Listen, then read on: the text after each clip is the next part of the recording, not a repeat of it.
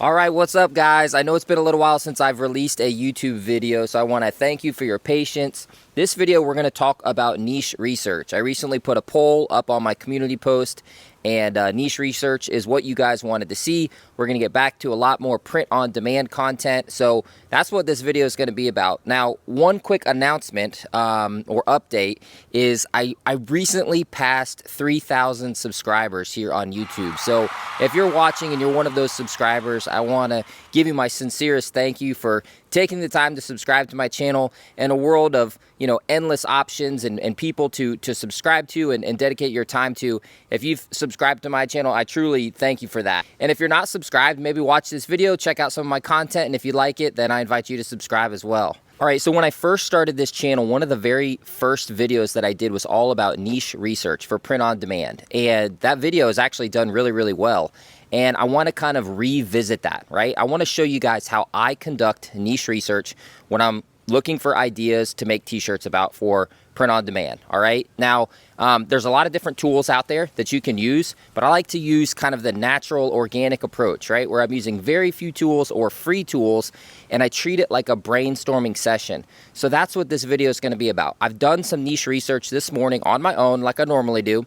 And I'm going to put that footage up on the screen and I'm going to narrate it. I got this new microphone here, so I'm going to narrate it and kind of give you my thought process, what I'm thinking about, what I'm looking for, and just to give you guys an example of how I conduct niche research.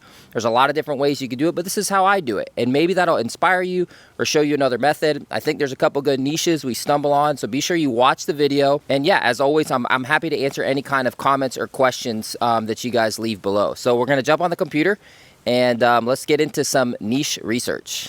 All right, guys, so this is the recorded niche research session that I did this morning. So I'm going to narrate and kind of explain what I'm looking for. I open up and use this random word generator. Type it into Google. There's a bunch of different ones, but basically it generates random lists of words.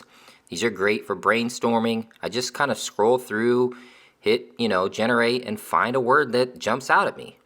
So right here, I found celebration, okay? Okay, celebration, there's probably a bunch of different things to celebrate.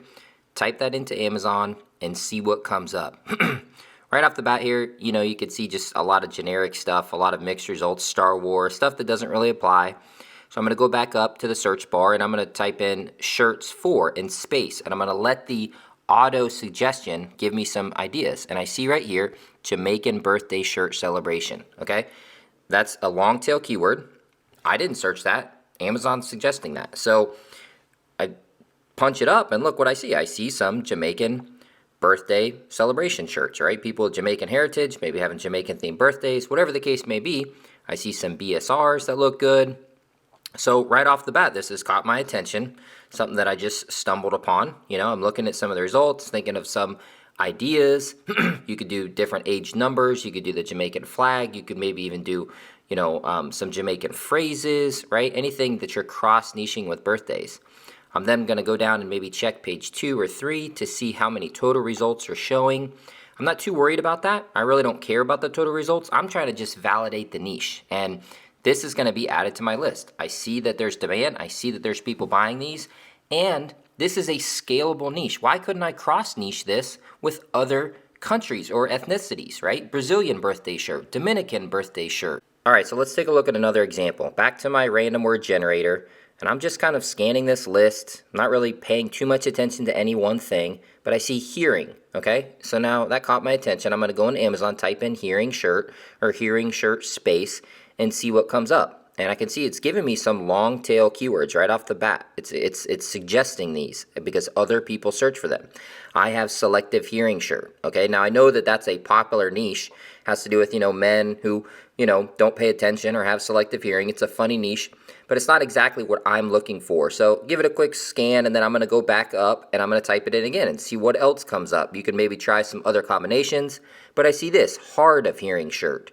And these search results are a little bit different. These are more related to being deaf or having some kind of hearing impairment. And this is a totally different kind of audience. So I click on this one, which catches my attention about hearing impaired. It says, please bear with me, I have hearing loss.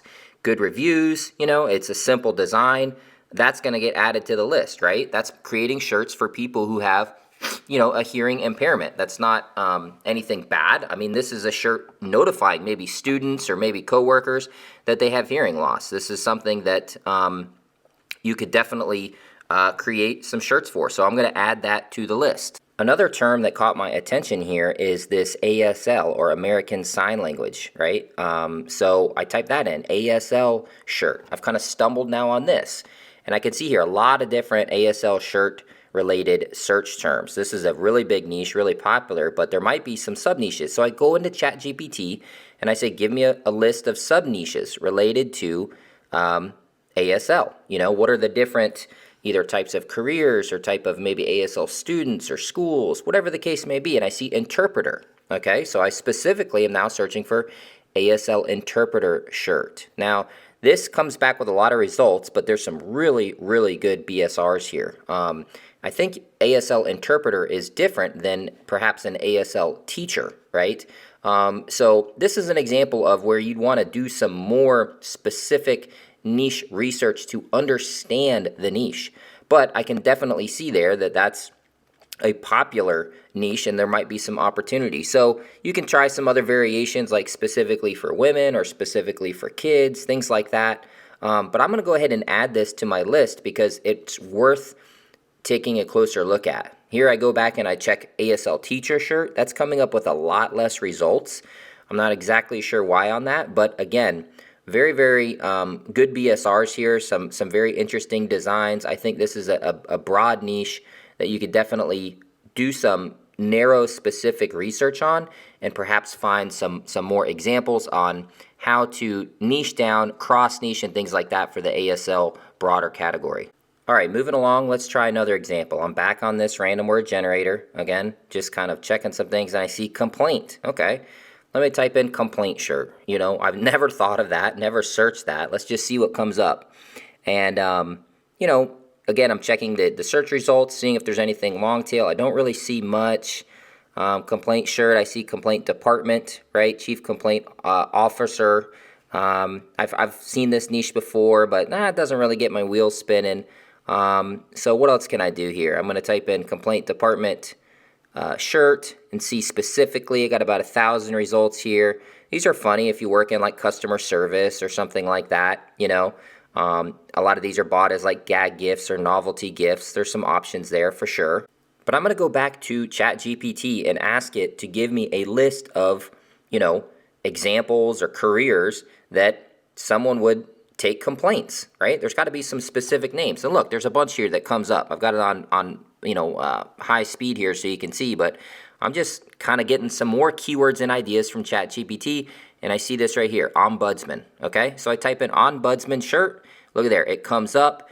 Really, really low results here. Now, are these selling off the shelves? Absolutely not. But that first row, there are some sellers. I mean, there are people out there buying shirts specifically that say ombudsman on them. This is a low competition niche, text only kind of design. Absolutely, this is getting added to the list, easy, and it's just one small example from that ChatGPT list. Moving along, all right, let's do another here. We're gonna go back to our list. Again, there's a bunch of these different kind of random word generators. You guys get creative, but I see poet, okay? Poet. I'm not a poet. I don't know anything about poetry. So immediately I asked ChatGPT to tell me the different types of poetry, right? And sonnet comes up. So again, I'm looking just searching these terms. Sonnet shirt. There are people buying shirts with sonnets on them. Now, this is interesting because some of this might fall under, expired copyright works, where maybe there's some old poems and things like that are not copyright or trademarked but are famous, and you could put them on. Another one is haikus, okay? So I type in haiku shirt, and same thing. I can see specific haiku shirts, specific people looking for these kind of things. These are people maybe poetry majors, poetry students, poetry teachers, whatever the case. Some of these are related to coffee, okay, and other particular niches, which is really interesting. So that gets my wheels spinning, right? And I think, man, I'm not a poet, but ChatGPT could probably write some pretty sweet haikus. So I tell it to write me 10 funny haiku poems about coffee, right? And it's going to write it in the haiku format, okay? And then right off the bat, look at this. I've got some text-only simple designs where I'm cross-niching coffee, which is hugely popular, along with haikus. Some of these are really funny and cute. Of course, you'd want to check the trademarks. That's not what this video is about, but check other poem types. That was just sonnet and haikus. There are dozens and dozens of other poem types and opportunities to cross niche with other popular niches. Pets, coffee, sports, all kinds of stuff. Okay, moving along, we're back on the list. Let's try another here and see what we've got. I'm kind of taking a look. Okay, I see witness, so I'm going to type that in. Witness shirt. What do I see? I see a couple things that come up. We've got just the generic, witness shirt, witness me, a couple different options. But I see this one here, witness protection program. That's kind of a funny one, kind of an interesting one that somebody might have for a costume or something like that. So I type it in, and look, there's a long tail keyword for it right there. Fairly low results, simple design. I see reviews, I see some sales. I mean, guys, this is low effort, easy stuff that I could make a bunch of shirts or variations, go back to ChatGPT, tell it to give me some funny spins. So that one's going on the list. I mean, the idea here is we're brainstorming. I'm not being picky. I'm just trying to find some ideas and keep it moving. All right, so we're back on it again, and I see suntan, okay? Suntan, I've never searched that, so I type in tanning shirt, kind of look at the results, okay? I know people use suntans a lot. This is probably gonna be more of a feminine or female type targeted audience. Spray tanning, okay, so now I'm gonna type in spray tan, right? And I see spray tan technician, right? So I'm gonna type in spray tan technician shirt.